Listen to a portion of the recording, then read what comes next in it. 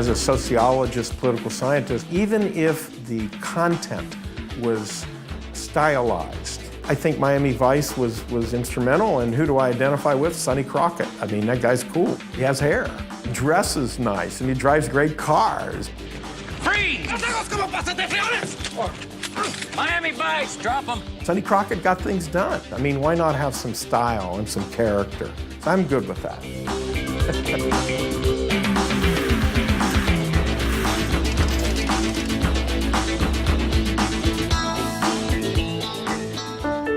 There were 400 applicants for 2 positions that were open at FIU in 1976, and I lucked out, and I got this job as an assistant professor of political science.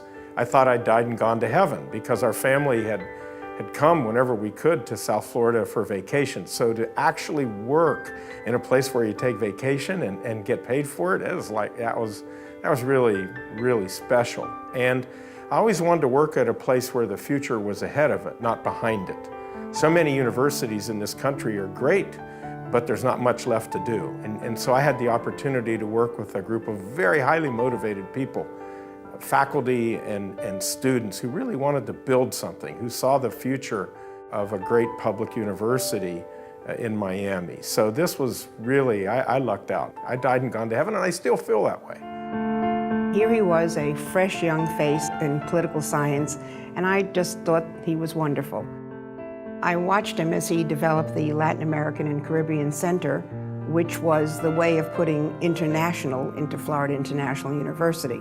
The purpose of creating an international university in South Florida was the notion that our geography in South Florida was our destiny, and the notion that our demography is our destiny. Mark Rosenberg has been a very instrumental part of putting FIU on the global map. When I graduated from FIU, I would have never thought that FIU would have reached the status and the importance that it stands today in this community. And Mark has had a very integral role in making that happen. The only time that he has been away from FIU since 1976 was when he was asked to become the founding chancellor of the State Board of Education. We got a lot accomplished, I learned a lot, and I'm really happy to be back here in Miami. I've never gotten over the thrill of living in a community like Miami Beach, which is so dynamic, so kaleidoscopic, and we can't get enough of it. You know, Dr. Rosenberg, I first met him when he was chancellor for the state of Florida. He is a humanist. He is a real human being concerned about the well-being of folks in Miami-Dade, but across the state of Florida. He is a linguist. His Spanish is perfect. He is somebody who has great ease in a boardroom, in a classroom, but also with a friend. He takes off his jacket in a very easy way. He's engaging. He is compassionate. He's a real mensch. One of the great things is when Dr. Rosenberg walks into services, especially on the high holidays when we have like 1,400 people here, you can actually see a wave of recognition. Everyone turns around and goes, "Oh, it's Dr. Rosenberg, it's Rosalie." And you can see like a ripple effect. Like maybe that happens at FIU football games, I don't know, but there's like a wave of recognition and everyone turns around and smiles, and it's a great thing to see him come in with his whole family. It's a blessing for us. My mother is a survivor of Auschwitz. My father, who was an Army captain, came across D-Day Normandy. He discovered her, he found her, he liberated her from camp. My mom had a defining experience with the Holocaust, but it wasn't definitive, so I drew a lot of lessons from my mom. My father was the chair of the school board in our community for 16 years. Making a payroll every day, trying to improve the community, that's who my father was, and I know that I picked up a lot of that. He is the closest higher ed partner that I have in this community. Through dual enrollment programs, through opportunities that he creates for high school students in Miami-Dade County Public Schools, we're building not only a stronger school system, but we're building a stronger Miami-Dade. This year, with all the kids that we have in dual enrollment, it'll save those families nearly $3.8 million in tuition. When this university was founded, truthfully, there were not great aspirations for it. But a bunch of the faculty, and I was one of them, started pushing immediately to have a real university, a 4-year university. We got that.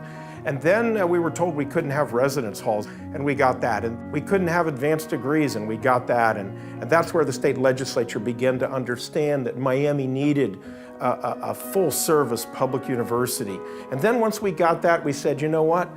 We gotta have a school of architecture. How could you have a design mecca like Miami and Miami Beach and not have a focus on design? Then we began to think about law. A great university will have a law school. We were told 3 times that couldn't happen. We kept coming back and we got the law school. And once we got the law school, we had some momentum. And then the American Medical Association came out and said there was gonna be a physician shortage. And that was a crack in the door that we needed, and we drove a Mack truck through it. They've proven that they have the qualities to be among the new generation of physicians needed by our country. As a board member for City National Bank, we're very fortunate to have him there. He certainly makes a point to add value, whether it's from a banking standpoint or not. I always walk away feeling like I've learned something when I interact with Mark. He handled the big jobs, and that's why he was so eminently well qualified to be named president in 2009. It really does sound very nice. President Rosenberg. I guess a Jewish boy can become president. We think we're pretty good at turning the impossible into the inevitable. We don't like no. We like to get things done. Our School of Hospitality and Tourism Management, Chaplain School, is top ranked. Our medical school is fully accredited and graduating students. Our law school is now top 100. Phi Beta Kappa, which is a measure of quality, they ask us. We don't ask them, they ask us if we'd be in. So we're really proud of those accomplishments, but there's a lot more to do. To cast Dr. Mark Rosenberg in a movie, number one, it would be right here in this beautiful city, Miami Beach. Not Mission Impossible would be from the impossible to the inevitable. And Dr. Rosenberg would be Tom Cruise. If I had to pick a film, I really wasn't happy with the theme of Miami Vice, but I would cast Mark Rosenberg as the chief of police because he'd make sure that the good guys prevailed. If I had to cast Mark Rosenberg in Smokey and the Bandit, it'd have to be as Burt Reynolds because obviously, I mean, their hair, they have very similar hair. Philosophically, I'm in awe of higher education and its power.